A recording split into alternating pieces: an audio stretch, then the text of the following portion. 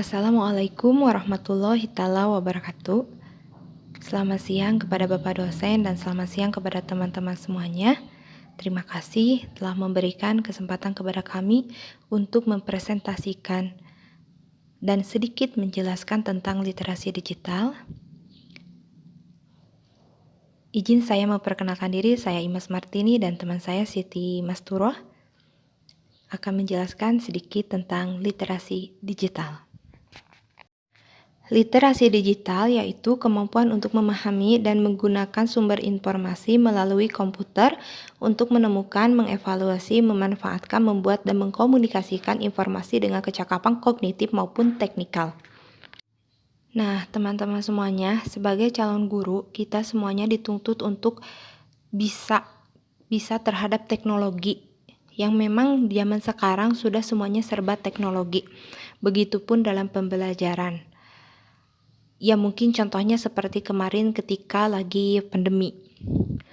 Kita itu sebagai guru dituntut harus bisa bagaimana caranya membangkitkan semangat peserta didik untuk belajar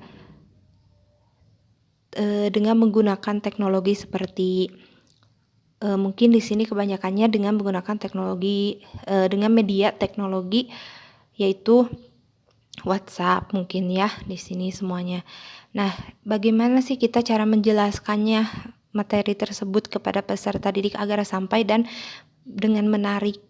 Ya itulah dia gitu. Kita membuat salah satu video pembelajaran yang di dalamnya juga mungkin kita harus berpikir juga bagaimana sih gitu caranya agar anak-anak tuh bisa menyukai materi ini. Ya kita juga kan pastinya harus harus pasti dengan teknologi, dengan aplikasi-aplikasi yang dibuat oleh kita sendiri untuk peserta didik, contohnya KineMaster, banyaklah yang lain kan.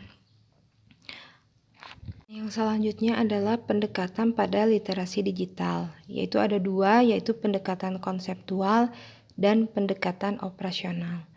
Pendekatan konseptual yaitu berfokus pada aspek kognitif dan sosial emosional. Nah, lalu yang keduanya pendekatan operasional, berfokus pada kemampuan teknis penggunaan media itu sendiri yang tidak dapat diabaikan.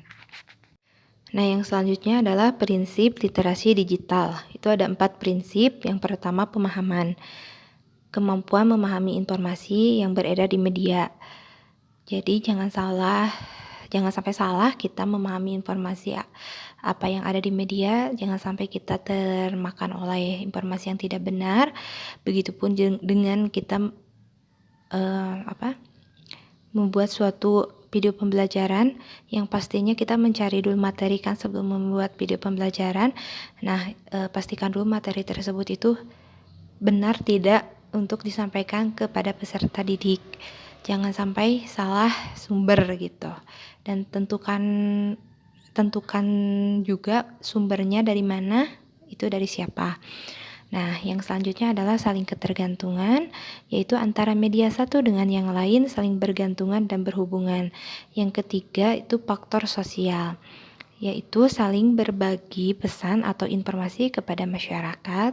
Dan yang terakhir adalah kurasi. Kurasi yaitu kemampuan untuk mengakses, memahami, dan menyimpan informasi, termasuk mengkurasi informasi. Kemudian ada 7 elemen literasi digital. Yang pertama, information literacy, yaitu kemampuan mengelola, menemukan, menerjemahkan, dan memberi informasi. Yang kedua, digital scholarship, yaitu beasiswa digital. Tujuannya di sini untuk meningkatkan kemampuan, keterampilan, dan daya saing sumber daya manusia di bidang teknologi informasi. Selanjutnya, learning skill, yaitu tujuannya untuk kemampuan membuat pembelajaran yang baru, jadi tidak hanya di tempat saja pembelajarannya, tetapi bisa dengan hal-hal yang baru.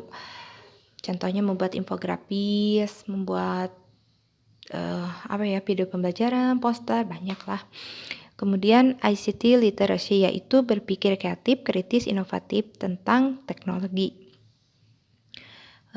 Lalu selanjutnya yaitu communication and collaboration, yaitu partisipasi seseorang dalam kelompok jaringan pembelajaran dan penelitian.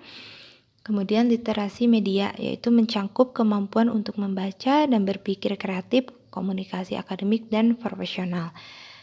Nah, yang terakhir adalah karir dan identitas, yaitu dibutuhkan untuk mengelola identitas online. Selanjutnya, kerangka literasi digital. Kerangka literasi digital dibagi menjadi 3, ada pemberdayaan, hak-hak, dan proteksi. Pemberdayaan ada beberapa, yaitu yang pertama ada jurnalisme warga, yang kedua ada kewirausahaan, dan yang ketiga ada etika informasi. Selanjutnya, yang kedua adalah hak-hak. Dalam hak-hak menjadi 3 bagian. Yang pertama ada aktivisme sosial, yang kedua kekayaan intelektual, dan yang ketiga kebebasan berekspresi. Selanjutnya yang ketiga adalah proteksi. Proteksi menjadi 3, terbagi menjadi 3. Yang pertama perlindungan data pribadi, yang kedua keamanan daring, yang ketiga privasi individu. Yang selanjutnya adalah peningkatan literasi digital di lingkungan sekolah. Yang pertama, penambahan bahan bacaan literasi digital di perpustakaan. Yang kedua, penggunaan aplikasi-aplikasi edukasi sebagai sumber belajar warga sekolah. Yang ketiga, penyediaan situs-situs edukatif sebagai sumber belajar warga sekolah seperti ruang guru. Nah, yang terakhir adalah pembuatan mading sekolah dan mading kelas yang bertemakan digital. Nah, yang selanjutnya adalah di sini ada beberapa contoh literasi digital di sekolah. Yang saya ambil salah satunya adalah pihak sekolah aktif mengelola website. Contohnya itu adalah menerima peserta didik baru dengan menggunakan daftar secara online. Lalu mengapa peserta didik harus mengetahui dan mengaplikasikan literasi digital? Nah, yang pertama itu waktu yang dipakai peserta didik untuk mengakses internet dapat digunakan dengan baik. Yang kedua, memperluas jaringan belajar. Yang ketiga, memperkaya keterampilan. Yang selanjutnya ada 8 elemen esensial untuk mengembangkan literasi digital. Yang pertama kultural, yang kedua kognitif, yang ketiga konstruktif, yang keempat komunikatif, yang kelima kepercayaan diri, yang keenam kreatif, ketujuh kritis, dan yang terakhir adalah bertanggung jawab secara sosial. Lalu apa sih pentingnya literasi digital? Nah, literasi digital di zaman sekarang sangatlah penting karena kita hidup di dunia yang mana zaman sudah berbeda. Semua serba digital. Semua orang tidak bisa lepas dari media teknologi ataupun alat teknologi, yaitu seperti HP, komputer, dan medianya Instagram, Facebook, WhatsApp, dan lain-lain. Tetapi bijaklah dalam menggunakan media digital, harus cerdas dalam mengetahui informasi yang baik dan benar. Literasi digital akan tercipta jika pola pikir kita kritis dan kreatif. Keberhasilan literasi digital merupakan salah satu indikator pencapaian bidang pendidikan dan kebudayaan. Literasi digital sangatlah penting dikembangkan di dalam lingkungan keluarga, sekolah, masyarakat karena merupakan pembelajaran yang panjang atau sepanjang hayat.